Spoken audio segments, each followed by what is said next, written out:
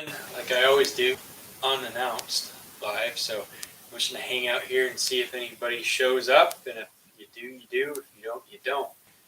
But yeah, tonight we're going to talk podcast. That's what I just got done doing.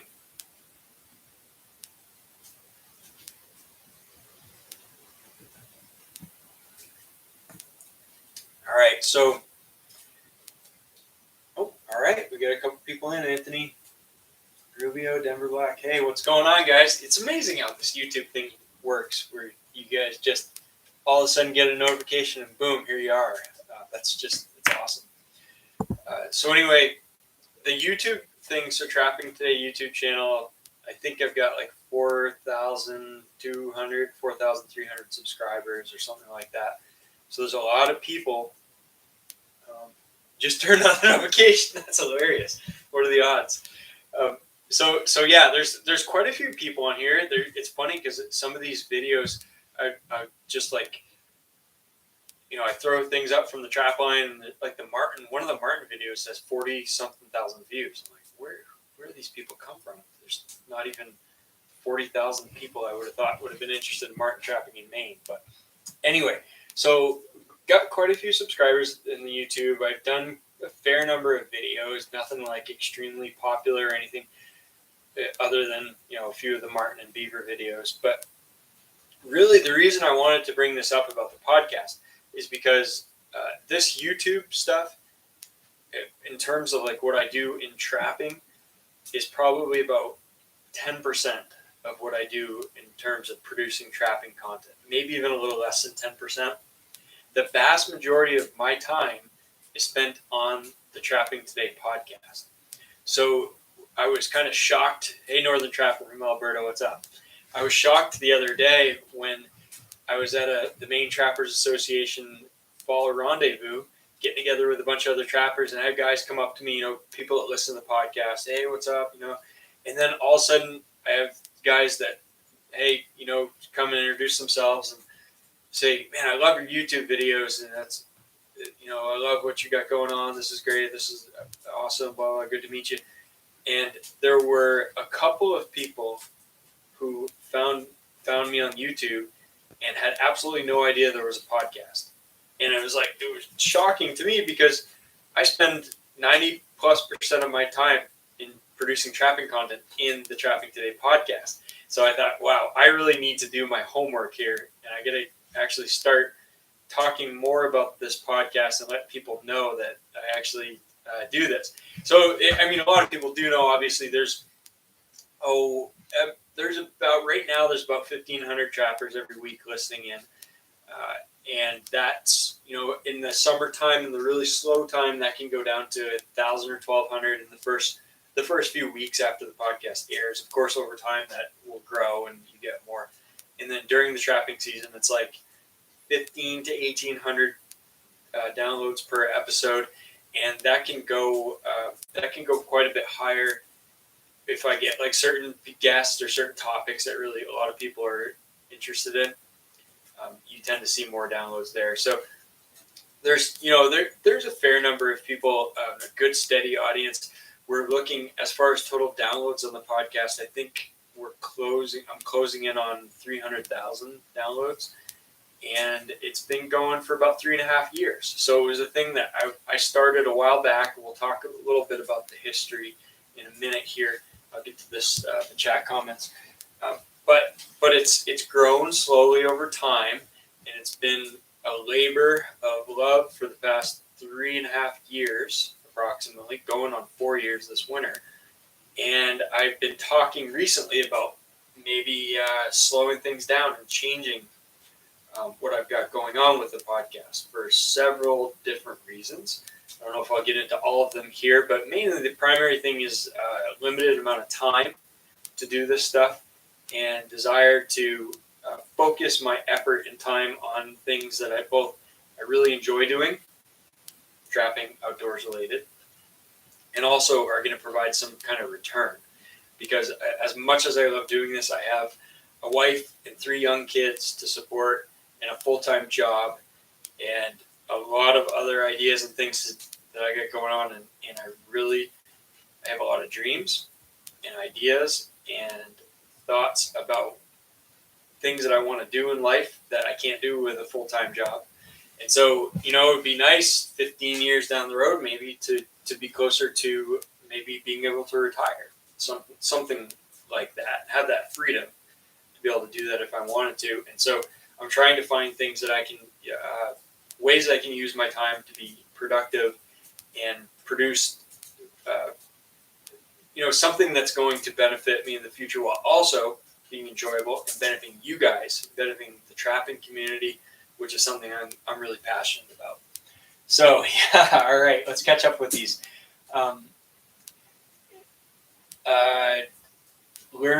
Listen to the podcast when I drive to work. All right, Northern Trapper, awesome, good. Denver Black got a fox today in Maryland. I didn't know you guys are trapping yet. Wow, we don't trap we got about 3 weeks. If you guys hear a little crackling in the background, that's the wood stove. It's the first time in the fur shed this season that it's the 2nd of October. It's the first time I've had to make a fire. So we're starting to get a little bit of cold weather. Keith loved the videos, but didn't even know he had a podcast. Anthony, I never knew about the podcast. That's why we're doing this. Okay, so if you listen to podcasts, this Trapping Today can be found anywhere that you get podcasts. Apple Podcasts, Google, Stitcher, Spotify, Podbean, Castbox, whatever app you have that you can. If you have an app that you can't get my podcast, let me know and I'll get it on there, because I'm available on every single app that you can get podcasts on. I don't upload them to YouTube. I've uploaded a couple, 2 or 3 in the past to YouTube. It's just a lot of effort because YouTube only takes video files, so you have to take an image and you have to take the audio and you have to merge those and create a video file, and it's a lot of work. And I do want to do more of that in the future, but really, if you get podcasts anywhere, just search Trapping Today, you'll find it. If you don't get podcasts anywhere, go to trappingtoday.com and you will find pretty much 90+% of what I put on trappingtoday.com lately has been podcasts. And so if you go to trappingtoday.com, you'll see, like in the post of the blog post on the website, you're going to see podcast episodes all the way through. And so you just click on those, you click on one of those, and you're going to have a player, an audio player. You can click play, and you should be able to listen to it right off your laptop, desktop, phone, right from the website, trappingtoday.com. So even if you don't do podcasts normally, you can get this one on my website, trappingtoday.com. Easy, no problem. Daniel. Yeah, Keith's going to listen tonight. Good. Okay, Keith, listen, I've got one coming up I'm going to talk about at 8 o'clock. It's going to come on. And it's not, like, for guys who aren't familiar with podcasts, it's not live, so you can download this anytime you want. It's like YouTube, you can pull up old videos all the time. And so if you go, like, it's going to be up at 8 o'clock, you can go 9 o'clock, 10 o'clock, you can go 2 years from now. You'll be able to find it. But after 8, after this is done, go over there, find it, and you'll be able to listen to the latest show and any of them before that. This is episode 202 tonight. So I've been doing this weekly for 3.5+ years. Daniel, how can we help you get the word out about your podcast? Well, I'm doing that right now. That's part of it. Ever write any articles on trapping magazines to get attention to your podcast? Sometimes the trapper's supposed to. Yeah, so I've written articles for several magazines, for Trapper's World, Trapper, Predator, Caller, a couple more I can't think about. I write a monthly column in the Northwood Sporting Journal, which is a Maine publication. But in any of that writing, I have not mentioned the podcast. So that's part of that's on me. A lot of the stuff, I really should. You're right. I should be mentioning more about the podcast. So for people who aren't up to speed, I had 3 or 4 weeks ago, I think, I recorded kind of a special episode called The Future of the Trapping Today podcast. And I wanted people to know, because there's a lot of listeners and a lot of friends, we built quite a community of people that listen to the show, that people that listen for years every single episode, and we email back and forth. jrodwood@gmail.com, jrodwood@gmail.com. If you guys want to get a hold of me, I don't always get back to you right away. Get a lot of emails, but I will get back to you eventually. But we've built, a lot of communication, a lot of guys. And so I felt like I'm not going to ever make any changes to the podcast without talking to the community, letting people know what's going on. And so I had this thing that was kind of weighing on me for quite a while. A few years ago, I had a real stress situation with work, and I had so many things going on, and my body did not react very well. Let's just put it that way. And after several visits to the doctors and emergency rooms and everything, I realized that stress, overloading myself, too many things going on, stress. I always thought stress was for wusses and girly men, and it's not. It's everybody. And you can put too much on your plate. And that's what I was doing. I was 100% work all the time, projects. Just there was no break, and mentally, emotionally, my body just started to shut down. And so I never am going to I'm never going to let myself get in that situation again. And so as that started to happen, and I realized what was going on, I started taking things out of my life that added stress, things that were unnecessary, things that maybe were important or were valuable things, but they were contributing to the stress, and I just couldn't do it. I did on side of my full-time job. I taught at a local university. I'm a fisheries biologist. I don't talk much about that, but I am professionally in my day job. And I was teaching a fishery class at a university. I was doing my regular job. I had this podcast. I was trying to get all my traps ready for the season. I was in trapping, full trapping mode. I was writing articles. I was taking care of the family. I have a beef cattle farm here. Just too many things, too many interests. It's my fault. I have way too many things that I get into and I get excited about, and I have more interest than I have time. I'm sorry if I'm making this all about me. But anyway, this is an example for a lot of people because this might happen to you. And I realized that my body told me this is too much, and so I started knocking things off. And as a result, the teaching gig, $3-4 grand out the window, gone. Money that I could have had in the bank account to invest in other things, to pay bills, to help out with family stuff we had going on, gone. Other ventures, gone. Potential income here and there, gone. And so there are sacrifices that you have to make in order to try to balance that. And so a few weeks ago, I went on the podcast, I recorded a special episode, and I told people, listen, this is what is going on for me personally. I love doing this podcast. Every single Saturday night, I sit here in the fur shed and I record a podcast. And I work on getting interviews lined up, getting people together, putting all those recordings up, editing them, going through scheduling things, getting advertisers, just getting advertisers and billing and doing scheduling the ads. It's so much. It's a lot. And so I said, listen, I've been, and what happened was everything was going really good. The podcast was growing. There was lots of people listening in, lots of support. The advertisers were happy, very happy. They've never not been happy. I've made sure of that. And it was all going good, except the last year, the podcast kind of stopped growing. And of course, we had the fur market went down. Fur market essentially crashed. Not as many people interested in trapping. And it was just kind of a lull, right? But I was used to this growth. And all of a sudden, I didn't see any drop, but I didn't see any growth either. The podcast, all of a sudden, the podcast listenership was like this, just steady. And I thought, so the last year I've been pouring my heart and soul into this, and nothing has changed in terms of growth. And I have goals where I want to be in 15 years, or basically what I'm looking at, I'm 37, 38, but I want to be able to be financially somewhat secure before I'm too old to get around and do things I want to do. So I'm looking at that and thinking, well, no growth here in the last year, and I know what I'm making right now.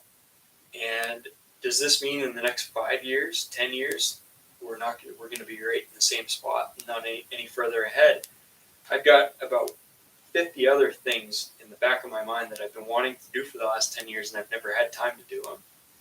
Maybe I should start pursuing or thinking about exploring some of those other things. And so I mentioned, well, guys, listen, I have these advertising agreements until, X date, and I'm committed to keeping the podcast going until then. But after that, I really need to think about what I want to do. Do I want to keep this as a weekly show? Do I want to slow it down? Do I want to stop completely? Or just do something different?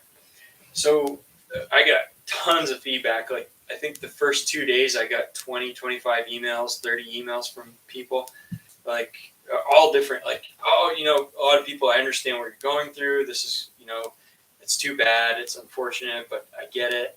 A lot of people, like, you don't understand how important this podcast is for the trapping community and all that.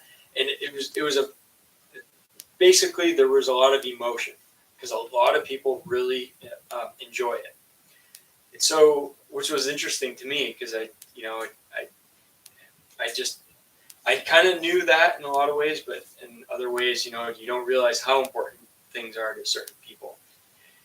And so I kind of joked, like, hey, if every one of you paid $2 or $3 a week, this wouldn't even be a conversation. But unfortunately, that's not the way it works. Podcasts are generally free, and you pay for advertising. And so what you need is more and more listeners. And so what that comment was on, hey, Brad from Vermont, awesome, wow, I'll get with you in here in just a second. And so it's kind of like this whole effort started when I started mentioning this. The guys like, hey, we need to spread the word about the podcast and get more people into it. And I thought, well, I don't know, like, the goal that I set for the coming months and what I would need this to be to kind of keep it going is higher than what I think is necessarily feasible. But there's people, and okay, listen, when you have something like this, is the first time I've really talked about this on YouTube, but really, you almost, to promote something like this, you almost need to be like full-time on Facebook. Apparently there are dozens of trapping groups on Facebook that I have no idea about. I'm not, I don't spend any time on Facebook, hardly. And that's a whole community of people that I just don't interact with because of time. Instagram, I was doing Instagram quite a bit for a while, but I slowed down on it. Time again. They're YouTube, doing a bunch of YouTube stuff.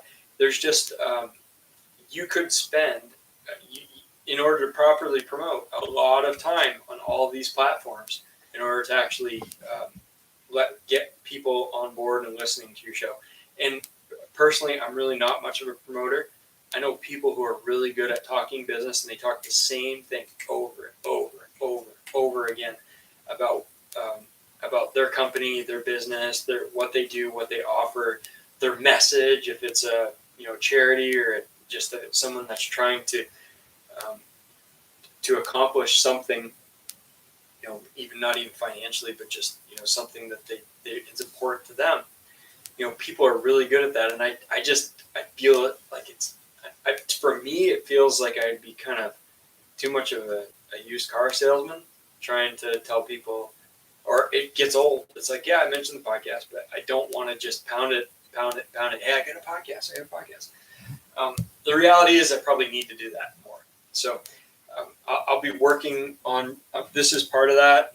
I'm not going to do a whole lot necessarily on other platforms, but there's guys on Facebook that are sharing it because I've seen that. I've heard it. I just saw something on Instagram today where somebody promoted it, promoted a podcast episode. So thank you guys for that.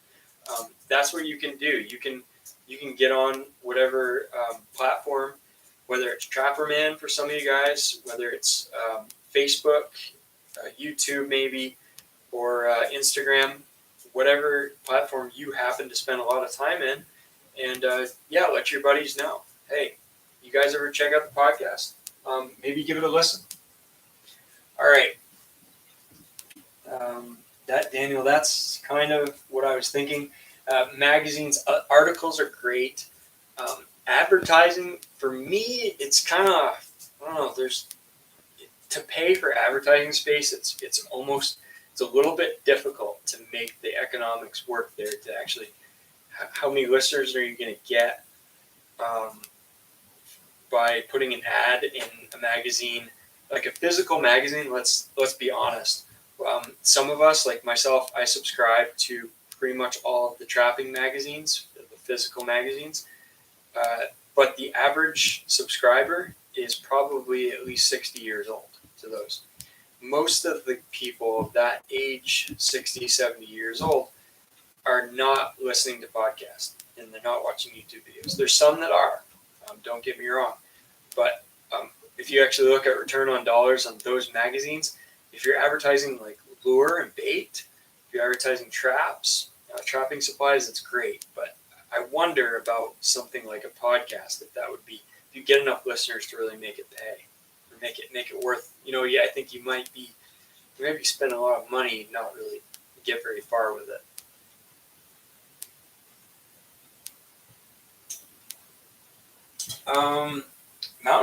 Mountain Mariner, off-grid Alaska. Listening to your podcast for years now. Awesome. Thank you.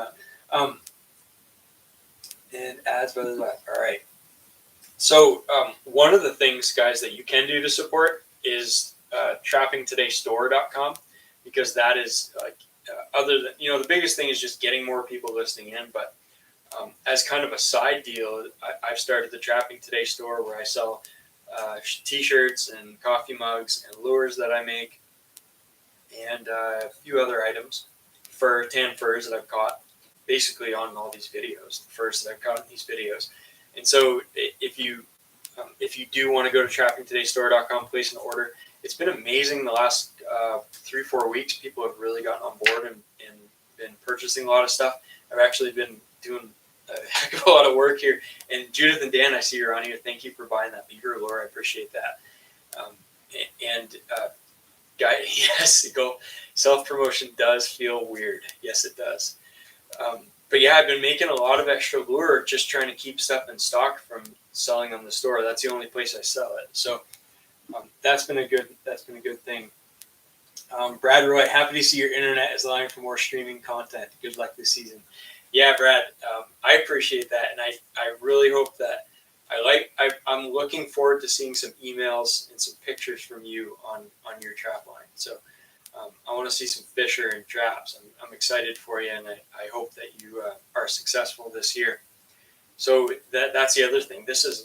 Tonight. So what I did, I finished up the podcast. I uploaded. It's actually going online right now as we speak. I prepped it. I scheduled it to record, and I thought, I'm in the first shed. It's warm. I got my computer here. Why don't I go live on YouTube? And that's the beauty of having that Starlink now, is I've got this connection. I never could go live before. And now, it's just like smooth as butter. So here I am, and probably do a little more of this. So Judith and Dan, thank you. Anthony, Spotify. Yeah, right. You can get it on Spotify. Evie, evening. Good evening, Evie. Good Evie. Yes, I feel it. From Oregon. Exactly. Makes you feel almost bad for sharing it as if you're bothering people. That's exactly how I feel about that. Judith and Dan, the lure came in. Can't wait to try it out. It's a good bit different than Southern Caster. It should be a great change up. Yeah, it's stronger, right? It's a very distinct. The northern Beaver Caster is really strong. Rob the Tin Knocker, hello, and hey, hello from the Yukon, listening to the podcast. That's following your story. Awesome job you're doing. Thanks, Rob. I appreciate it. That you guys from Alaska and Yukon, that's kind of something that I've obsessed over for a long time. If you've listened to the show, you know that. And that's kind of one of the dreams I have is being able to go up there. And as I sit now, I have a limited amount of vacation time that I can take from work, like most of us.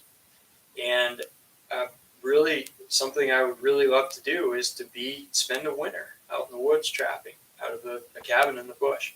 And I won't be able to do that till I retire.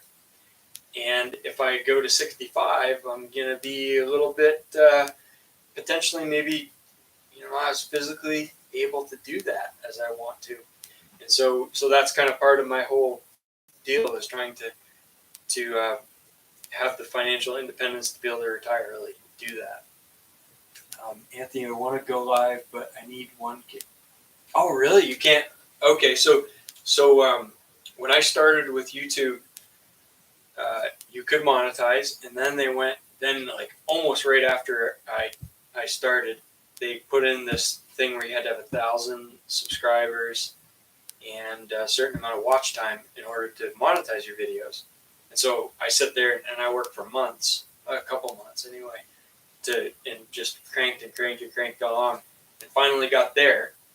But I didn't realize that you need that just to go live. So that's interesting. That's not too bad. But I'll tell you what, Keenet Haig from Porter's Lake. Wow, awesome. I think I know who you are. But yeah, it'll take a while. But keep working at it. You'll get 1,000 subscribers.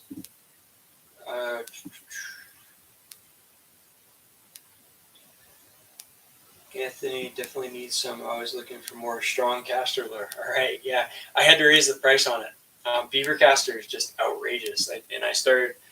I just $100 a pound for our northern caster. So if you're gonna put it in a bottle and send it instead of sending it to the auction, boy, you gotta have quite a bit of money for it. RBXL, I've been listening to you for a year or greater. Felt you're a good fit for Meat Eater. Yeah, actually, I've thought about that. Your age, background, writing knowledge, and history of trapping. Do they know of you? I don't think so. I tried to get Seth Morris on the podcast. Seth was with Steve Ranella on one of the episodes, the beaver trapping episode, if you remember that. I think he does a lot of the filming for Meat Eater. And my brother-in-law is friends with him, and he kind of set us up. But they're busy guys, and I tried to get Seth on the podcast, and he talked about the marketing thing for a while. Like, I went back and forth with him, and we finally got it scheduled. I was going to interview him for the podcast.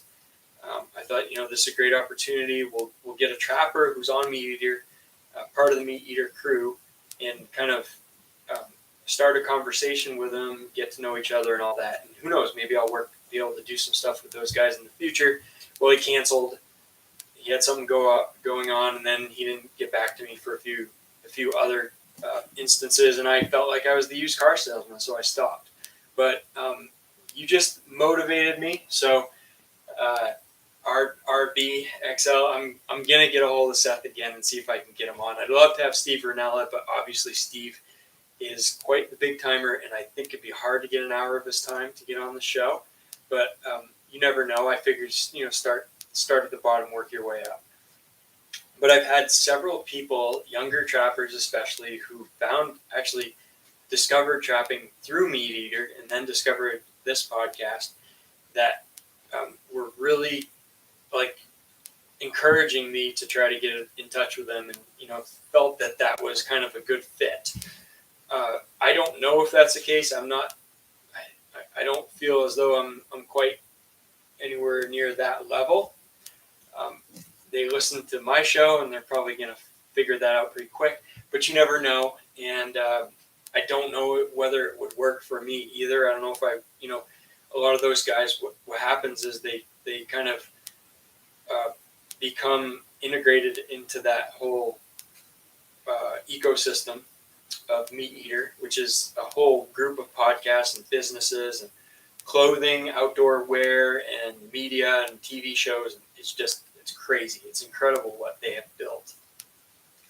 But I don't know know as though I want to have another full-time job. So I'm not sure if that would work for me, but maybe it would. Who knows? Hard to say. I really, at the very least, I would really like to spend more time talking with those guys about trapping, because I think it would be a great opportunity to maybe, expand the knowledge of trapping from the everyday trapper, because Steve has a huge background in trapping. A couple of those other guys are into trapping a little bit, but this is what I do. So this is every week for 3.5 years, and I've been thinking trap, and so there's a lot of issues that they just don't have time to get into and think about and talk about that I hope that I'd be able to share. So if you guys listen to Meat Eater, if you have connections, or even if you don't, send them a message, send them an Instagram or Facebook or wherever else, and hey, you want to get trapping today on your podcast, or you want to talk with those guys, talk with Jeremiah, that'd be great. Okay. Brad, tough legislative political year for trapping Vermont. Brad, we got to talk about that. I'm interested to hear what you got going on there. You've been writing for Vermont Sporting Journal. Good. That's awesome. That's awesome, Brad. That is great. You're writing a trapping column or out just a general outdoors column? Time waits for no one. Yeah, go country. I hear you. Throwing a plug. Podcast next article. Awesome. Bull Daniels, what's up?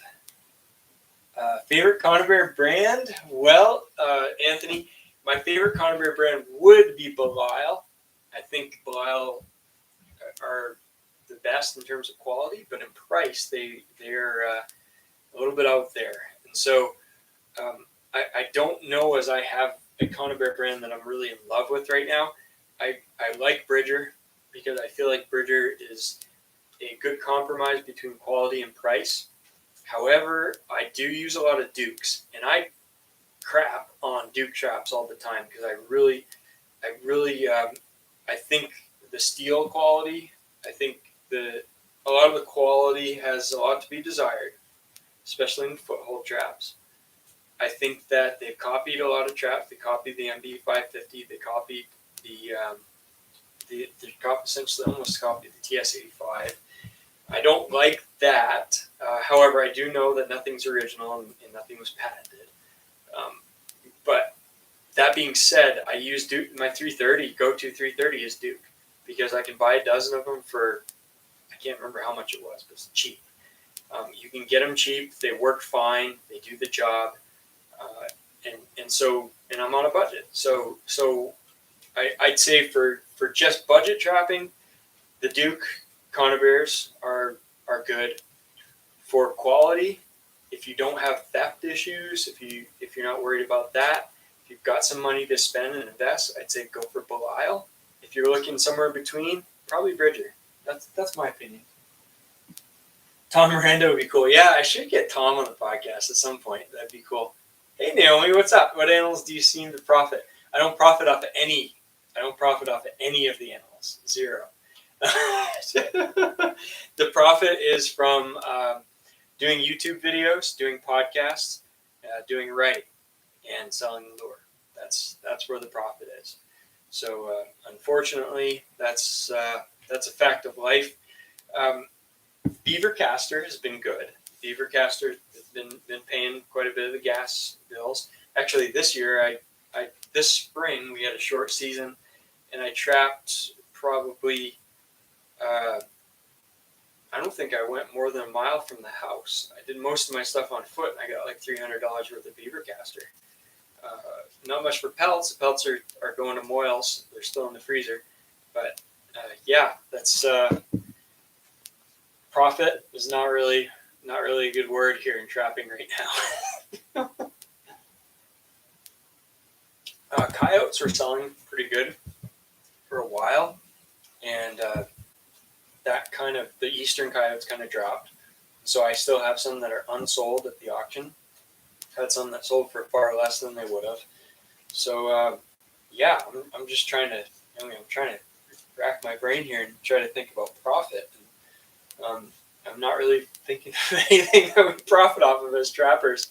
honestly, unless you just don't spend any money on gas and traps and time. Really, it's hard. It's hard to make any type of a profit with it. We're just all doing it because we love it so much, and people are hanging in there, that hoping that the fur market's going to come back. But it's tough.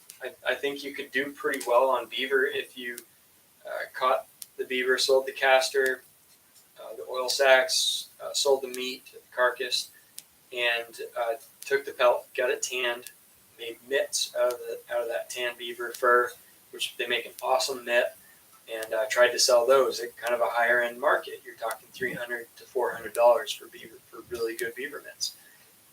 That's potential, but yeah, that's about it for profit right now. Martin, we're doing good for a while, not so much anymore. Fisher, no. Tom Miranda, yeah, that'd be a great interview. Judith and Dan, beaver bounty. Yeah, you guys have a bounty, which really helps down. I think you said Mississippi. Geez, I just shipped your lure down there. I should know that. Mississippi or Louisiana. Gold Country Savageau. Yeah, I've heard a lot of good things about Savageau traps, and I've never tried them. I do need to try them at some point. RBG, Savageau and Belial from Anthony. Brad, General Outdoors, try to touch a little bit on everything. Awesome. That sounds good, Brad. Hey, Derek, what's up? Snagged a couple BMI 330s. They're pretty nice. Do they still make those? I don't know if they still make the BMI is still even in business. I don't think they are. But those are probably a pretty good bargain for the price. I actually had, I don't know if any of you guys know about the Montgomery body grips.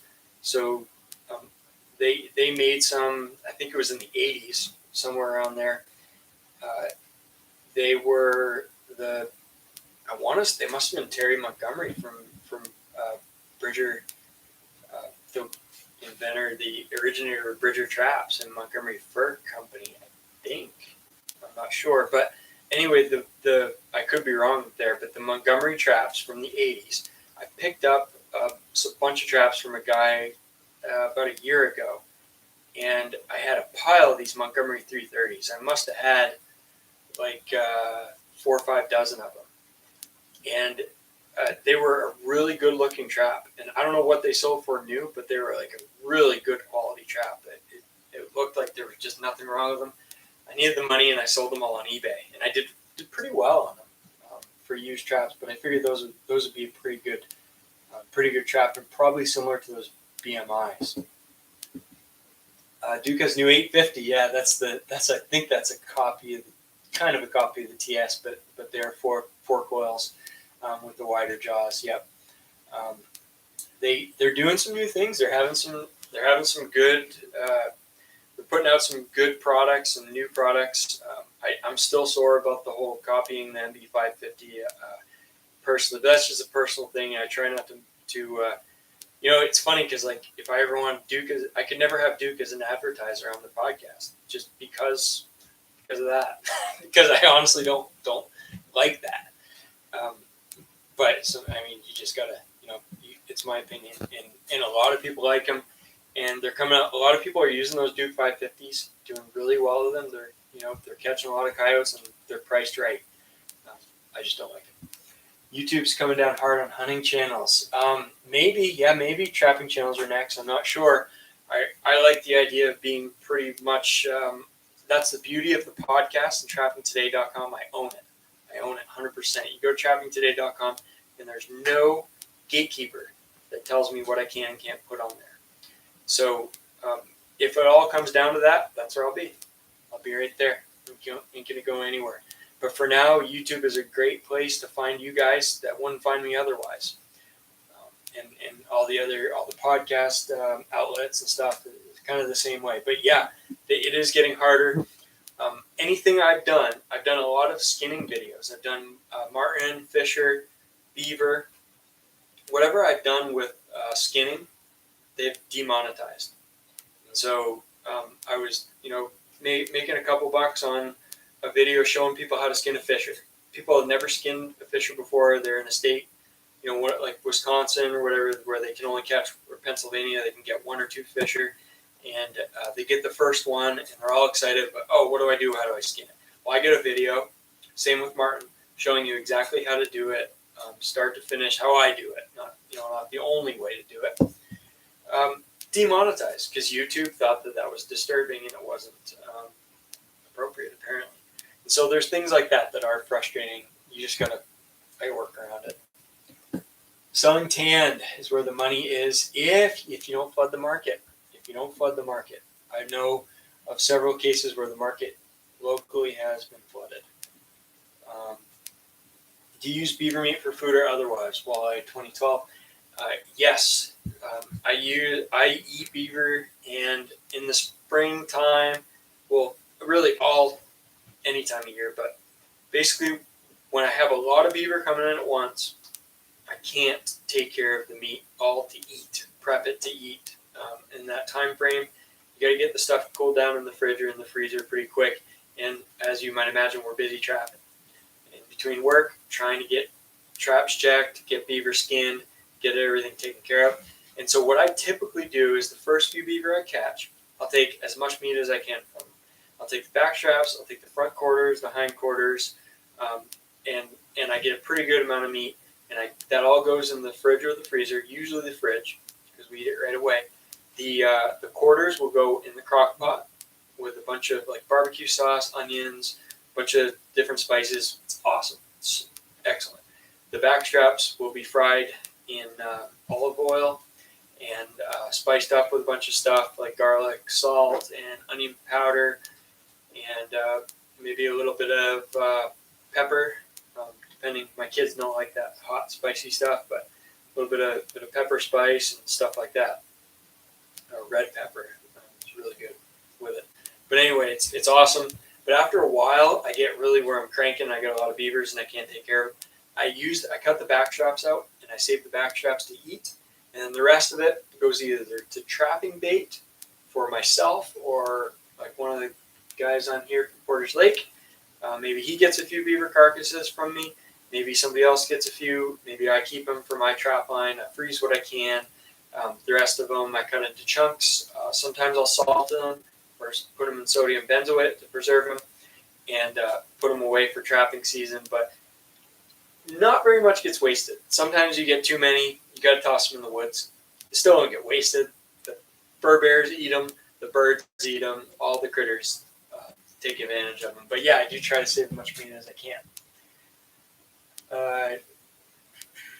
Judith and Danny burger and steaks. Yes. What advice, Robert, can you give to beginners? So that's a broad question. It's going to have a broad answer. Find a mentor. That's my advice for beginners. Find a local trapper. If you can't find any, join your local state trappers association or affiliate, and you'll find someone through there. That's your best bet. That's how you start. And you will typically find the trapping community is made up primarily of elderly people who started off in the fur boom days, and they absolutely love trapping. They still do it because it's in their blood, not because of the reason they started.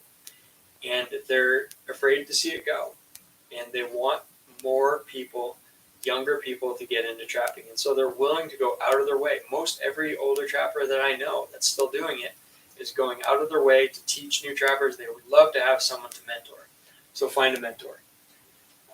TS 85, 4 pounds, Duke 850, 6 pounds. Yeah, thicker jaws. It's definitely it's a bigger trap for sure. Montgomery trap made in Pennsylvania. Keenat. Is it still made? Judith and Dan. Bill Duke's about 50 miles, so he must be in Mississippi. Going to burn the road up in the 850 viewer shafts coming in.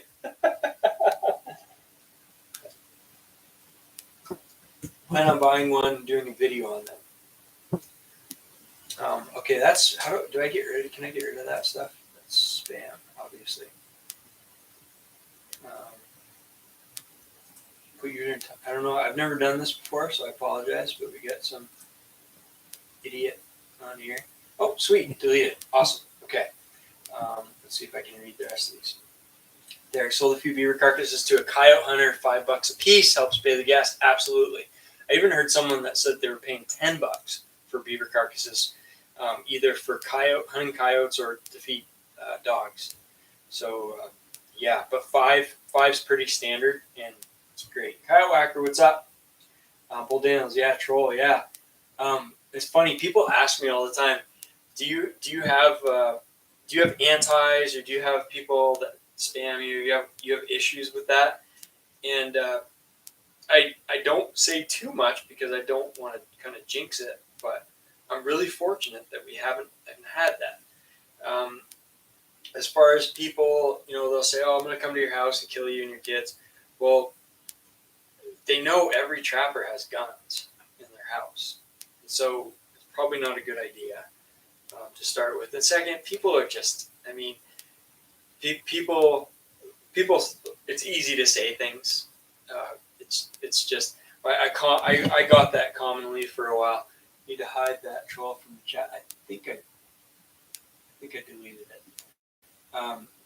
To hide. Let's see if we can hide user. Oh, awesome! Thank you guys. Appreciate it. Users' messages will be hidden. All right, got it. So yeah. As far as crazy nut jobs, there's been a few, but really less than I expected. Honestly, maybe if I get more going on here and more users, that I guess that probably comes with the territory. But been pretty good so far. Can't complain. All right. Now, I hope we didn't get too far off track. I wanted to talk about the podcast. It's get warm in here. The wood stove kind of caught up with me. Open a window. So the theme here is we're talking about the podcast and trying to keep you guys. That's funny. Sorry. Troll. It's amazing.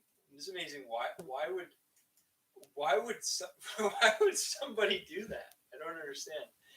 I don't understand what you really came for that. So I want to talk about a few different things on what's been going on with the podcast. What are the different? What are some of the interviews I've done in the past? So if you haven't heard about it before, the volume went down. Can you still hear it? Okay, I'm not really sure how to adjust that. I'm sitting a little closer to the computer. Is the volume any better now? It's good now. Okay, that might have been just because I went over to the window to open a window and my voice was away from the mic for a minute. So so I wanted to talk about some of the different things that people I've had on the podcast and the interviews and things, just to get you guys who aren't that familiar with it up to speed. And as always, you can go back and listen to all 202 episodes and anytime on demand. So starting off tonight, I interviewed a guy named Alvin Yates. And Alvin is a trapper. He's 73 years old and he's trapping. He's from Maine. He grew up in southwestern Maine. Just a guy that grew up and got going in kind of the fur boom days. And he's an incredible trapper. He's one of those guys, like a lot of us, where he had a growing family. The competition was so high from other trappers. He just had a hard time. He tried to make a full-time living trapping and he couldn't do it. And so he ended up going in working in the forestry business. He became a forester. He was logging. He did all that for his career. He made a career out of it. And then he was about 60 years old and he retired from that. And when he retired, he went back into trapping hard, with the enthusiasm that he had when he was younger. Kind of something, I'm kind of interested in. And Alvin traps. Last year, he caught 98 canines, boxing coyotes in Maine, which is for folks who aren't familiar. Maybe if you're in Kansas, that's not a big number. Maybe 300-400 is a decent number in a place like Kansas or parts of Montana or wherever you are. But in Maine, we have the dual challenges of really strict trapping regulations and really tough weather conditions during trapping season. And it makes it to where 100 canines it's a task. It really is a huge accomplishment. And this guy did it at 73 years old. And this is not the first time he's gotten to that. He's got more than that in the past. He's also a really, really good. He's an intuitive guy where he's always thinking. He's read pretty much everything. He's read stacks and stacks of trapping books and magazines, and always at the conventions talking trapping and trying to learn what he can and giving demos and teaching other people. He's tinkering and doing, finding ways to make his line more efficient. And so finally, anyway, I ended up getting a hold of Alvin and interviewed him. I actually talked to him today. We talked for over an hour on the phone, and I threw it up. It's on the podcast in tonight's episode. So in this week's episode, which is up now. So we get that interview for you. I really hope people enjoy that, because it's people like that I really enjoy talking with. Last week's podcast was John Daniel. John is the president of the National Trappers Association. He's a guy from Tennessee. John was, I want to say 2 years ago. It might be going on, I think he's on his third year as NTA president. But he really has brought, in my experience, or from my point of view, he's brought a huge energy to the National Trappers Association. The guy, these are all volunteer positions. All the directors and the president and all that stuff, they're volunteers. And these guys spend their own time. John's a private businessman. He's got a lot going on.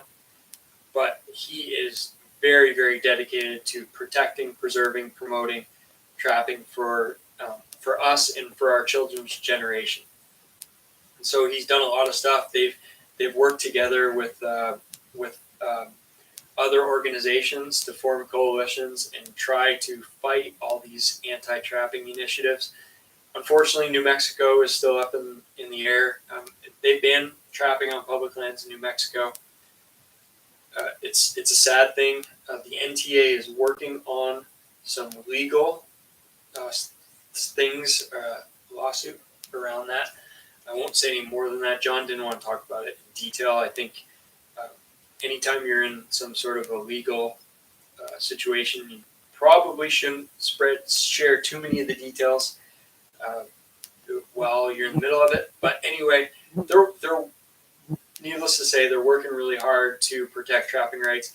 And I would really encourage people, anybody that's into trapping, join the National Trappers Association. It's $30 a year. You get a magazine, 6 issues a year. It's really good informational stuff. You also are supporting the organization that's supporting your rights. So it's important. I think it's important. I know I couldn't always afford to join all the organizations, but I've worked on that, and I'm an NTA member. I'm a Maine Trappers member. I've been an Alaska member. I'm going to renew my Alaska membership. My friend Pat Connolly from Massachusetts has had a pretty good little philosophy. He said his goal, any state he's trapped in, he's going to join the association of that state, just to try and to give back a little bit. So that's good. Those are the last 2 episodes of the podcast, but I want to go back and just kind of mention some of the previous episodes that I've done. And what I did, I just went through a bunch of episodes, and I wrote down some names of people that I've interviewed before. Not all of them, obviously. We've done tons and tons of interviews. These are just ones that come to mind, and there was a lot of great interviews that I didn't mention here. And I probably wouldn't get all these. I mean, we're already 54 minutes in. So John Chagnon for PCS Outdoors. He's a trapping supply company. You see their ads all over the trapping magazines. John's a great guy. He's from Michigan, from Upper Michigan. He bought Lennon lures from Herb Lennon, the old traditional trapping lures from that area. And he still makes those using the old Herb Lennon formulas. John took PCS. He basically worked for an aerospace. This is a creative situation. You talk about something where You want to do something you love in your job. John was like an accountant for this aerospace engineering company in Michigan.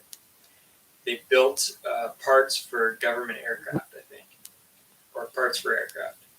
And the economic slowdown happened. The stock market crash and all that stuff. And the company was having tough times. They were open to ideas on what people thought they could do to expand business. John suggested they open a trapping supply company, of all things. And they took the idea. They took him up on it. And so John became the founder, president of PCS Outdoors. And they make trapping supplies. Just amazing. And so they're a great company to do business with. Check them out if you get the chance. Probably the most popular interview from the first 100 episodes was Ron Jones. Ron Jones is a trapper from New Jersey. He is an animal damage control guy. He's friends with Newt Sterling, who's also a New Jersey guy, and they do trapping schools once or twice a year. And they're really big on snaring because you can snare in New Jersey. Foothold traps have kind of gone the way of the dinosaur in New Jersey, but they've maintained their ability to snare, and so they've gotten very creative in how they use snares. They've gotten really good at it. So Ron's, I think his specialties are snares and dog-proof traps. That episode I actually had to split into 3 different episodes because Ron he is a talker, he's an educator, and it was a lesson for me just sitting there listening to him. I think we talked for 2.5 hours, maybe close to 3. It was incredible. So I learned an incredible amount. I've had multiple people tell me that listen to the podcast and emailed me later and said they just sit there taking notes on those Ron Jones episodes because he has so many different concepts that you need to think about or write down. That'll help you as a trapper. So I think those are in the 70s, maybe 70s-ish number of episodes from a couple years ago. Eric Martin. Eric is an interesting cat. He's a kind of an older guy. I met him a couple of years ago, probably 3 or 4 years ago, at Neil Olson's Trappers Weekend. Hey, somebody just bought a coffee mug from trappingtodaystore.com. Thank you so much. I wonder if it was someone that's listening in to this show. Awesome. I just got a notification on my phone. Eric, I met him at Neil Olson's Trappers Weekend in Bethel, Maine, and he was doing a talk on trapping out west. Eric is a guy born and bred in Western Maine, and he just like Alvin Yates, like these other guys, he just loves trapping. Great to his core. Basically sacrificed a lot of career and family and everything because he loves trapping so much. He went out west several years and trapped out of South Dakota, Wyoming, trapped for bobcats. And I lived out west. I lived in Montana for close to 5 years. I lived in Utah. I trapped a little bit out there. And so I got talking with him after his demo, and we got to be pretty good friends over time. And Eric did a podcast episode, and he talked about his experience trapping in Maine and also trapping out west. He took instruction from Craig O'Gorman years ago, and he learned a great deal from that. Eric's one of those guys that just sits there and soaks up information. He never knows too much, right? What's your website? Trappingtoday.com. So you see the YouTube channel's Trapping Today. Very easy. Trappingtoday.com. That's my website. Ron is a lure maker. ACP, Animal Lures, I think. Redneck, ACP Redneck, something. Absolutely. And if you don't want to mess up this live stream, I'm going to try to search. I'll try to search for Ron Jones's. He does predator calls too. Ron actually used to do a podcast. He did it. ACP, Redneck's Pride, Wildlife or Animal Lures. let's see, he's on Wildlife Control Supplies. He sells through the acpwildlifepro.net. That's Ron's website. So he's got the animal damage control stuff. He's got the lures. He does the trapping school. He does deer and cover scents, fishing scents, and game calls. All right, that's Ron Jones. Great guy. So Eric, yeah, we had a great conversation. Sometimes we get some big timers. I had Stan Zuray. Stan was the main guy on the TV show Yukon Men. You guys have watched that. I think it was on History Channel. Yukon Men was one of the few shows that I would sit down to watch. They showed a lot of trapping. I was amazed at how much trapping they showed. And it was cool because you hear friends of yours that watch Yukon Men and didn't know anything about trapping. They're like, wow, that was pretty awesome seeing those guys up in Alaska. And so Stan is from the village of Tanana. How he got there is quite an interesting story. And we did 3 episodes with Stan. We talked about his origins, and he still got that thick Massachusetts accent. He was a kid from the Boston area, lots of trouble all throughout his childhood, and he decided he was during the hippie movement, 60s, 70s. He was wanted to live somewhere different, do something different. He couldn't figure out what he wanted to do, but he wanted to be outside. And eventually he found his way to Canada, British Columbia, and he illegally was in Canada, I guess. And so he finally ended up going to Alaska. And he homesteaded in Alaska on like 5 acres in this little river system way out in the middle of nowhere. And he eventually made his way into the town of Tanana of like 200 people, no road access. And he's lived there for the last 45 years, I think. And he still traps. He traps, watch Stan on TV show, Boyle. Yeah, that would be Yukon Men. Stan still traps with dogs. He traps mainly for marten, a little bit of wolf and wolverine. He is living that old school lifestyle. He's one of those guys that has found a way to make it work. Stan is now in his early 70s. He's still doing it, still out on the trap line. Great guy, really a lot of fun to talk with. And you can hear those back episodes with Stan Zuray. The next one was Mark Taylor from Fur Harvesters Auction. So if you guys have, if you're catching a lot of fur and you're looking for a place to sell your fur, other than a local buyer or a regional buyer, Fur Harvesters is the only game in town. They're the only auction house that's left to sell your fur to after North American Fur Auctions closed their doors. Mark did a really good job of explaining to me the whole process. I thought this was great for not only for beginner trappers, but for guys, more advanced trappers who have never sat inside a fur auction house and watched the whole grading process and understood what happens to your fur after you send it in. And maybe learn more about the reasons why your fur got a certain price. So Mark talks about the intricacies of grading. And I learned a lot in this episode.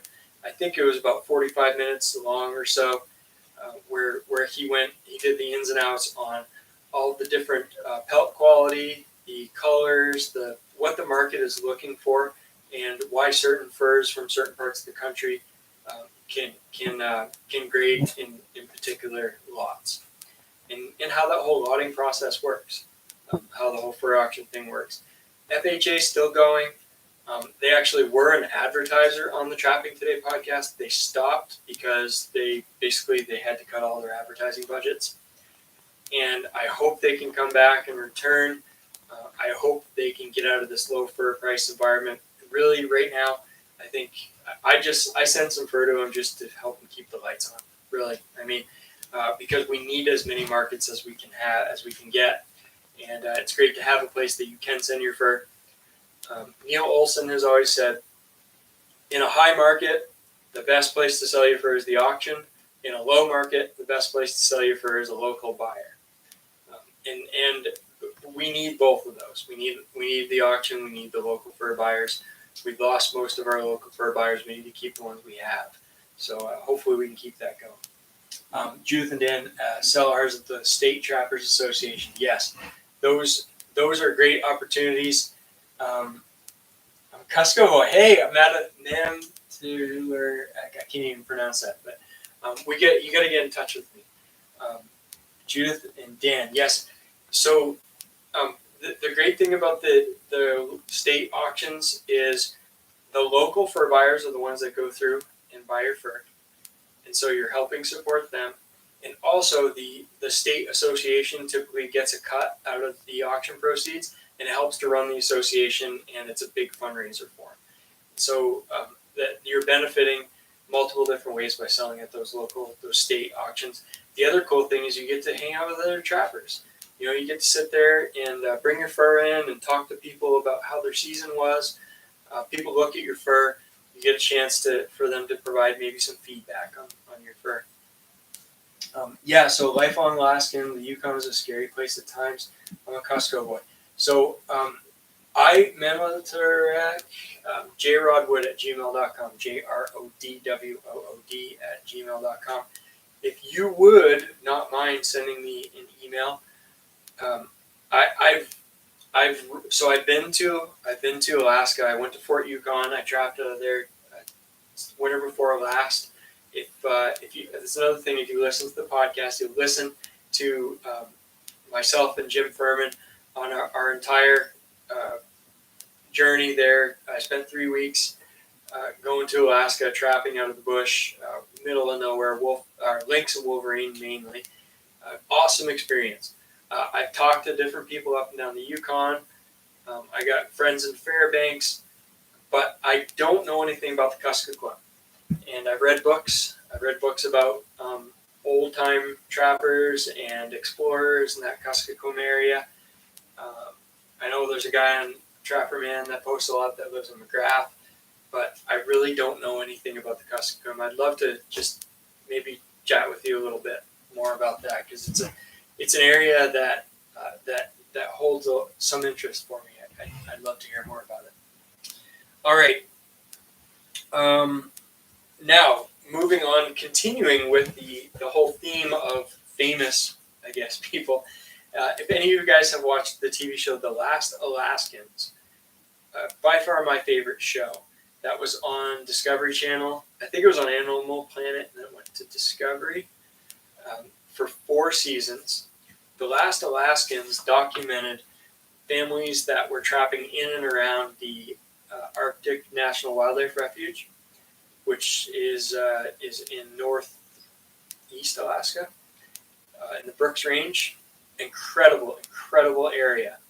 And it's a group of people who have, a lot of them have permits to live out there in cabins that they've trapped out of for decades that are no longer available. And so those people the documentary was kind of like a series / documentary about these people going out in the woods and going in the fall, catching fish, hunting for moose, hunting for other food, starting the trap line, trapping through the season to catch fur to make an income, and then going out back to town in the spring. And it was about life out there. And there's still a few people that are living that lifestyle. It is a fascinating lifestyle. It is a very difficult lifestyle. It's a challenging lifestyle. It's a rewarding lifestyle. It's a lifestyle that holds a lot of interest for me. Without the having to make the sacrifices, I can't say that I would necessarily choose that, because it does. I mean, it takes a lot. It takes a lot. And so, but where I trapped in my trip that I took in 2020, I was just 30, 40 miles away from some of these people that were on that TV show. And obviously it's my favorite TV show, not dramatized like a lot of these Alaska shows, just cool, calm, beautiful footage, just down-to-earth conversations with people that were living out there and talking about the land and about that lifestyle. It's awesome. If you ever get a chance, watch the Last Alaskans. It was canceled. It's an expensive show to make. It takes a lot to get out there with film crews and everything. And they shut it down after 4 seasons. Who knows? Maybe it'll come back. It would be great. It would be great if that show comes back. But anyway, I interviewed some people that were on the show. Nancy Becker was the wife of the late Bob Hart. So Bob was really a key cast member of the show. Bob was a trapper on the Colleen River, tributary to the Porcupine. He was there for about 4 decades. Guy from New Jersey, wanted to live in the woods, moved out there. Just such an intense love for that area. It was incredible watching Bob and seeing how much he loved that place. Bob passed away during the show, and most of that's documented toward his last days and afterward. So his wife Nancy wrote a book about Bob and about their life in the Yard National Wildlife Refuge and her life with him on the trap line. And so it's called Life, Love, and Trapline Chatter. Called Trapline Chatter, Life, Love, and something else with Last Alaskan Bob Hart. You can find that on Amazon. I had a great conversation with Nancy. What a great lady. She had a lot of cool insight. She wasn't really a trapper herself, but she was part of the experience. Madeline, good. Love to talk to you about that lifestyle. 70% subsistence. Okay, Mum Tajit. That's how you pronounce my name. Yupik. It's my hometown name, Yupik Town. Awesome.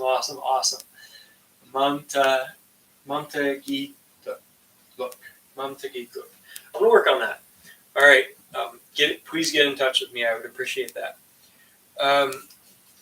Okay, so Tyler Selden. Tyler was also featured on The Last Alaskans with his wife Ashley. They trap on, I don't know if he really wants me to say where he traps, but it's a tributary to the Porcupine, and way up there in and around Anwar. Some of their stuff is in, some is out. And he and his wife Ashley, they now have a couple kids. They go out there. They actually left last week. I got an email that they were headed for the bush. They fly out, end of September. They'll be there, I think, till February, or he may stay there actually a little longer than that. But they got, husband, wife, and 2 kids in a little cabin, and they're out there on the trap line all winter long. That's a heck of a lifestyle. I interviewed Tyler. There's 2 episodes from Tyler. If you just go to trappingtoday.com, search Tyler Selden, you'll see those episodes will pop up. We talk about his lifestyle.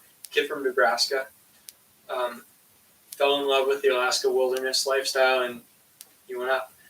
He struggles every year to make enough money in the summertime so he can do this in the winter. There's no retirement plan on the trap line. This is just that you have to really want this. You have to want this bad. So it really is something else to see someone who's that dedicated to doing this, that they're giving up a lot in order to be able to live on the trap line. So Tyler and I have gotten to be pretty good friends through the last year or so. I really love talking with him, and I hope to have him on the show again. Next up, Kyle Cotts. So Kyle Cotts is from Cotts Brothers Lures. He and his brother Kellen have a trapping supply company in Savannah, Illinois. These are kids that grew up wanting to trap, and they were trapping in their early teens. They were making lure in their mom's kitchen. Kyle was a businessman through and through, an entrepreneur and a trapper. He was writing articles for trapping magazines when he was just a kid. He has found a way to create a trapping lifestyle, and it's just it's cool to see, because he is in the trapping business through and through. A lot of the trapping lures that you buy, chances are, there's a good chance the ingredients, at least part of them, came from Cotts Brothers Lures. A lot of the lures that are have labels on them from famous trappers, Cotts Brothers probably made them. They sell, they wholesale, they retail, they are a huge part of the trapping supply business. So Kyle, in his early days, they've done a lot of books and DVDs about trapping, educational stuff, how to trap. muskrats, raccoons, coyotes, New Mexico, Alabama, Mississippi. He's trapped all over the place. And Kyle, we did 3 or 4 episodes. We just talked about his different trap lines. He's also really good on fur prices. He knows he has the pulse of the market, and so he's good with that. But check Kyle Cotts out on the podcast. Garrett Bulk. Garrett is from Volk Furs in Sherwood, North Dakota. Just a regular guy who decided he wanted to start trapping, and after he trapped for a while, decided he wanted to start buying fur. And after he bought fur for a while, decided he wanted to start making stuff with that fur. So Garrett's a fur buyer, a trapper, and a fur manufacturer. He makes hats, mitts, other things. I've actually sold a lot of my beavers that I've caught here in northern Maine to Garrett for his market for gauntlets and beaver hats. Great guy. We did 2 episodes that were spread apart quite a bit. We did... Okay, just checking the chat. I know it's getting long. I'm getting toward the end of it. We did episode with Rich Mellon of Trapping Inc. TV. If you're from Canada, you've probably seen Trapping Inc. on your local TV channel. It's one of the more popular shows. It's one of the most popular outdoor shows in Canada, if not the most popular. Rich and his wife Sandy have started this show. They were in the outdoor industry. Rich was in the professional walleye fishing business. He did outdoor. I think it was, I don't know what it was, Outdoor Quest or Outdoor something.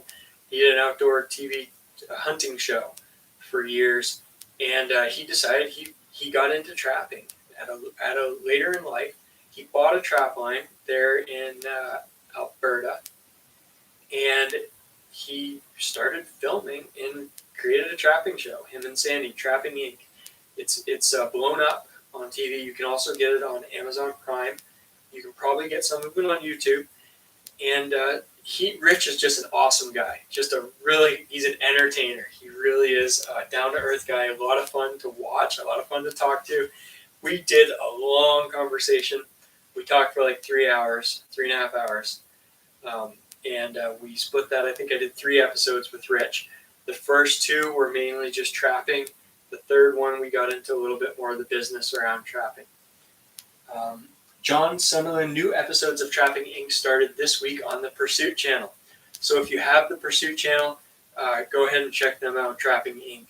I think you'll really enjoy it. It's cool because Trapping Inc. and F&T's show, North American Trapper, those 2 shows have exposed so many people who had no other experience or understanding of trapping to trapping. So many hunters that people that ask me, like, I get a guy at work that's never trapped in his life. I come in Monday morning, he says, "Hey, I watched this muskrat trapping on the Outdoor channel." It's like, "Oh, cool. Who was it?" So and so. "Oh yeah, I know him." So yeah, that was awesome.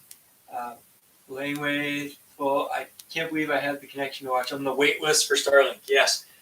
I'll tell you what, Laneway, what's going to happen is you're going to be so frustrated that Starlink hasn't contacted you, and you're going to look it up on Reddit. You're going to see a bunch of forums and stuff, and you're going to say, "Why has this guy got it and I haven't? Why has this guy got it?" And then all of a sudden you're going to get an email. So your Starlink is ready to ship. That's what happened to me. It was like 6 or 8 months, but it was, guys, it has been flawless. I'm ready to cancel all my other internet. This is just unbelievable. I have no interruptions. It's super blazing fast. I've never had a connection like this. It's amazing. It's a new world. Pursuit channel. Okay. I'm with all great content. Awesome. So that's Rich Mellon. I had him on the show. Josh Fisher, I just wanted to mention one of those guys. I had a bunch of guys that you'll never have heard of before, but you'll hear of on the podcast. One of them, our friend here, Brad from Vermont. We had Pat from Massachusetts. We had Chris from North Carolina. We had Will from Ohio. I know I'm forgetting a bunch. What's the guy from Nathan from Minnesota? Just a bunch of guys. I just had one from Wisconsin. Alex from Wisconsin. That was a great episode. That was 2 weeks ago. Go back and listen to that on muskrat and raccoon trapping. If you want to do dog proofs, he has a great bunch of advice there. But yeah, Josh is in Fairbanks, Alaska. He's a good friend of mine. When I did my trip there, and on the way back from the bush, when I flew back to town, he put me up for a night, took me to the airport, and we got caught up. We went to college together. Awesome guy.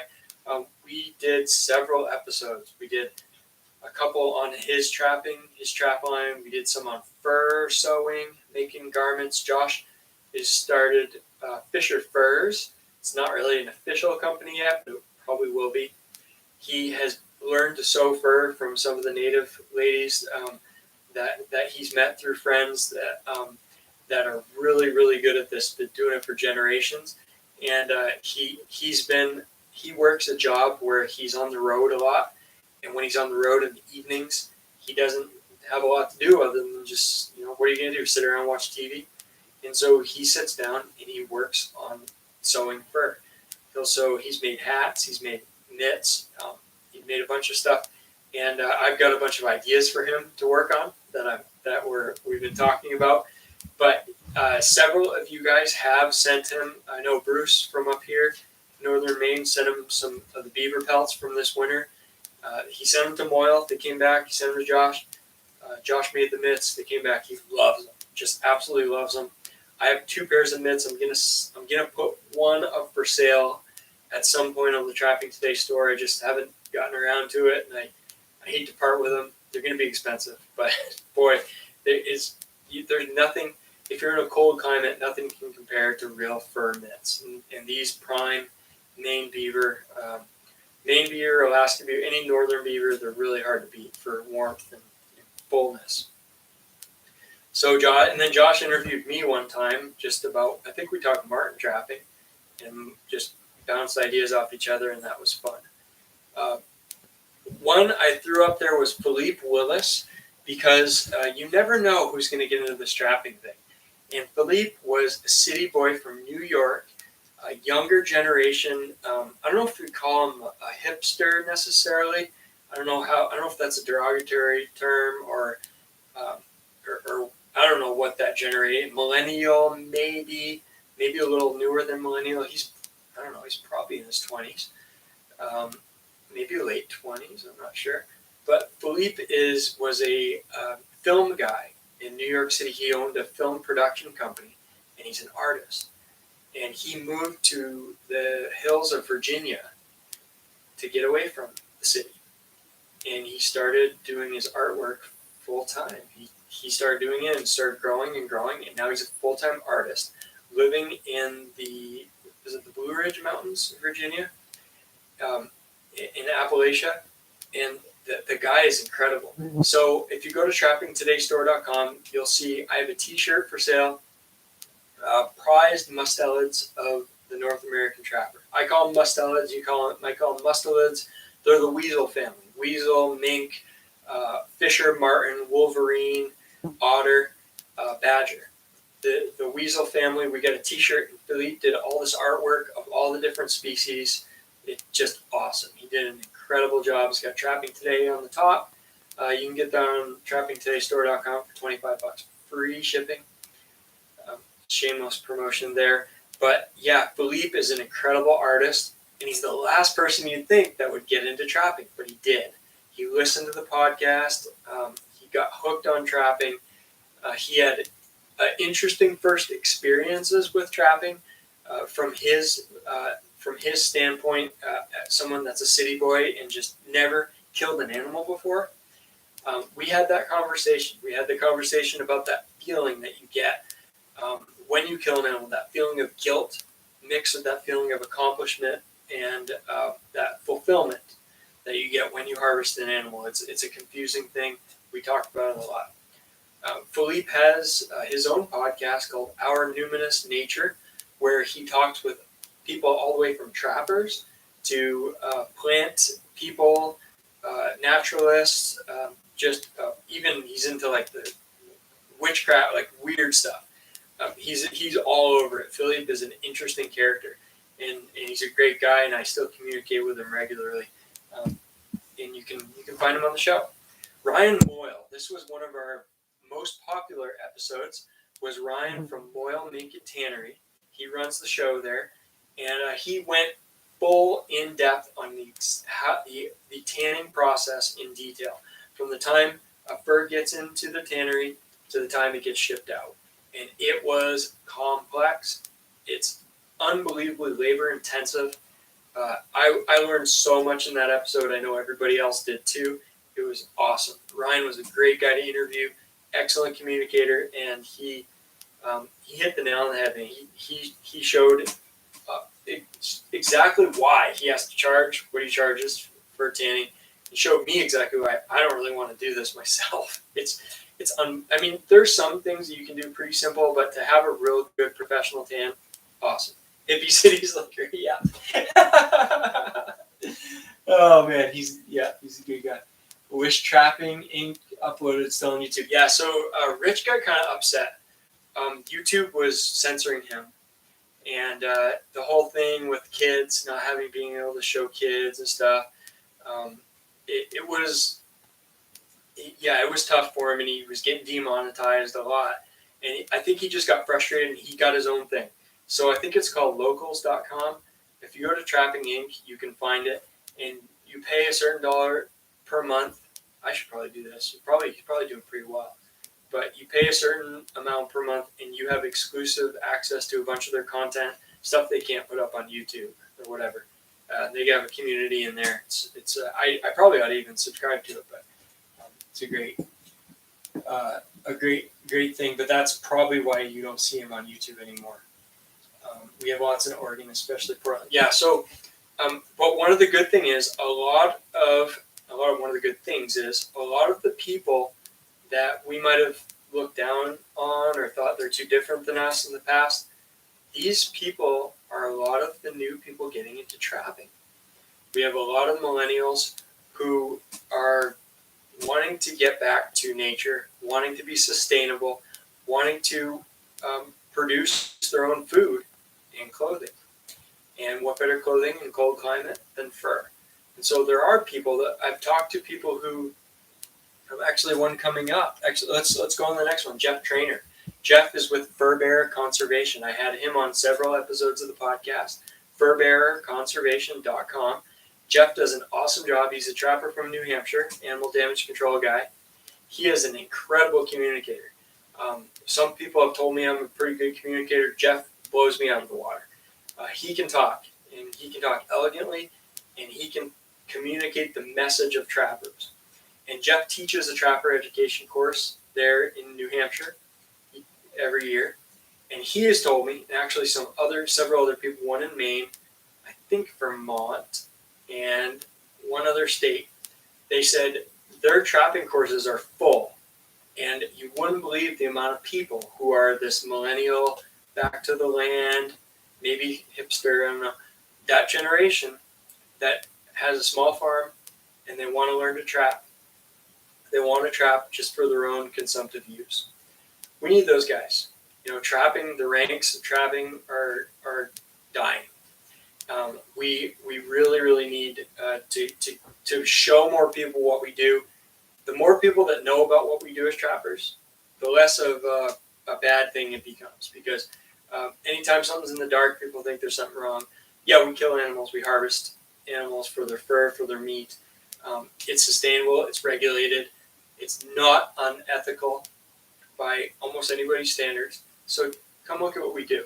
And so the more that we show that to people, I think the better things are for us in terms of these ballot initiatives, these bans, bills to ban trapping. We got a lot going against us here in modern times, and I think we need to embrace this part of the potential trapping community. Okay, people bother me at all. Shaking up your business. Yeah, city guys. Judith and Dan said Boyle did a great job on their otter, perfect leather. Yes, I sent some otter there. They did awesome. Gold Country Locals.com isn't perfect, but Rich has a good following there. Yeah, I've never used it. Anthony, $25 for a year. Okay. Wow, that's pretty cheap. Something like that. All right. Let's see. Here's a good one. Billy Thompson and Charlie Tucker. These are some local guys. So Charlie lives in the same town as I do. Charlie Tucker was on the show Mountain Men, the History Channel show Mountain Men. He was on there for a couple seasons. He left the show, but he was kind of a local legend, a local famous hero guy. He's a really good trapper. Charlie doesn't do much for beaver, beaver otter. He doesn't do any foothold trapping really anymore. He's just a marten trapper, mainly marten and fisher, and he is darn good at it. Charlie is one of the most, if not the most accomplished marten and fisher trapper in these parts. So he's got a long history. He's been trapping his whole life. His dad's been trapping. Charlie's a great guy to talk to. He knows the local history, and he will talk your ear off. So him and Billy Thompson. Billy's a guy from central western Maine. Billy comes up here every spring.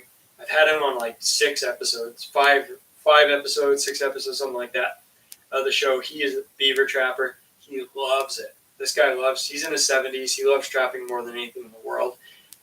This spring, he and a partner got 400 beaver up here. They're just a phenomenal trapper, hard worker. Think of it, 70 years old, 400 beaver. He did the bulk of the work. I mean, just hauling beaver up the banks. It's amazing. Billy's one of those guys that will teach, will help. He's open-minded. He's never know-it-all, not a know-it-all guy. He wants to learn. He wants to help. He wants to teach. Just a fun guy. We sit down together and talk trapping for a long time. He still doesn't do internet, doesn't do podcasts. It was so funny. We were at the Maine Trappers Association Rendezvous here a couple weeks ago. And I saw Billy, he showed up and, hey, how's it going and stuff. And I saw 2 other guys, 2, maybe 3, 2 guys, first thing in the morning, both podcast guys, come over, we start talking, get to each other. They saw Billy, and they're like, that's Billy Thompson. Billy from the podcast? They heard his voice. They hadn't seen his picture. And they come over, and they're talking to him, and he's like, how do you know me? You know, the guy doesn't know anything about podcasts. And these guys are like starstruck, like, this is Billy. Man, I've been I listened to you for hours on the podcast and what's, talking about beaver trapping and sharing ideas and stuff. And that was the coolest thing I learned about the podcast, was just like getting guys together. And even this YouTube stuff, people with like-minded people, just kind of, this whole thing is not about me. It's about you guys in the chat, kind of getting together and talking to each other and hearing each other. And I'm just kind of the conduit, I guess, for that. So Billy, great guy. He's in several episodes. Charlie, a couple more. Kirk DeKalb, he is a beaver trapper from Georgia. He's kind of getting on in years. He's slowing down. He got Parkinson's disease, and that's really slowing him down. Kirk had a really interesting observation about how animals can sense magnetic fields and how that changes depending on how far north or south you are, and how the electromagnetic signal from steel, from metal, may be influencing the animal's ability to detect your traps and your sets. Very interesting thing. I think I don't fully understand it. I understand enough to be interested in it. So that was Kirk. He's got like 16,000 beavers to his name down in Georgia. Just an awesome animal damage control guy. And his former partner, finally, I think that's the last person I have to mention, is Jim Comstock. And Jim and Kirk made cage traps together. They kind of had a falling out. They don't do business with each other anymore. But Jim has a Comstock custom cage, and he makes these incredible cage traps. If you have to use cage traps, whether you are animal damage control or you're in a state that requires cage traps, you've got to check Jim's traps out. They're not cheap, but they are high quality. Most with spring-loaded doors, trigger system, just really, really good trap. And Jim is the ultimate when it comes to customer service. You want to talk to the manufacturer, you got any questions, concerns, thoughts, feedback, he's your guy. 7 days a week. You call him, he's there. If he doesn't answer, he'll call you back. Great guy. We talked, and he is a talker. We talked for 3 different episodes on his trapping experiences in California, trapping with Johnny Thorpe, the legendary trapper, and his cage trap stuff. Just great stuff. So anyway, that is all the list of the people that no, that's not all. That's like maybe 50% of the people I've interviewed on the podcast in the 200 episodes. I hope that this Robert Den just had a class. Yeah, they just had a trapping. Ooh, yikes. Okay, that's not good. My generation Comstock side when their dog and cats start disappearing. Yes, for sure. I was born in '94. I'm a millennial, sadly. Super ashamed of my generation. Don't be ashamed. You guys still have plenty of time to turn it around. You know, people change over time. What I've learned is that I've changed a lot in my lifetime, and I'm different than I was 10 years ago, 20 years ago. And I look back at some of the things I did and said and thought, and I thought, wow, I was a real idiot. So when you're young, you have a lot of energy. You do a lot of stuff. Maybe not a lot of wisdom, but that'll change over time. And your generation, I think, will probably make up for a lot of their shortcomings. Anthony, I take advantage of that because it's time to help educate and say why trapping is important to prevent that stuff. Yes. Judith and Dan, high refusal rate on cage traps, game camera, saw a lot of refusals. Yes. And the ultimate question is, what is the reason for those refusals? That's it could be a wide variety of different things. So something that we've talked about in the podcast, different ideas about that, and questions to answer. The ultimate is going to be who's going to figure out how to catch coyotes in cages. I asked Jim about that. He had an interesting answer. That's the podcast. I'm kind of tired. It's been an hour and a half. But I hope that this talking will encourage you to get over there, trappingtoday.com or wherever you listen to podcasts, download. Every week for now, it may change over time. I'm probably going to transition to doing more with YouTube, I hope, and more of these live streams. These are a lot of fun. So, yeah, thanks, guys. I hope you enjoyed it. I sure enjoyed it. And thanks for all the feedback in the chat. It's great to have a community of people to talk with. So, hey, catch you next time. Thanks and take care.